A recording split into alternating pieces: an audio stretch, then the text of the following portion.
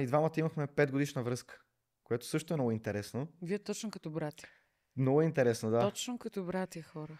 И той приключи неговата връзка, аз малко след това приключих моята и тогава помогнахме си сякаш един на друг да преминем през този период. Виж, разделата ви е събрала. Да. Колко И от странно. тогава вече си бях с него.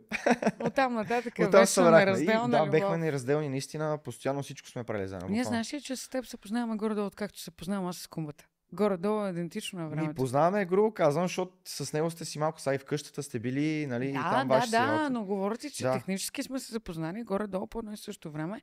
Защо хората казват, че не излез от сянката на кумата? Ето и я мрах, това каза. Той в коя сянка е? За да влизам в неговата. Смисъл, това, което той е казал, то това е комара тук жужи. Както и да е. Казват го, защото той повече се изявява публично. Така си го обяснявам аз. Сега двама човека, като са постоянно заедно, нормално да имат еднакви навици, еднакъв говор, еднакви реплики дори, нали, мимики и така нататък.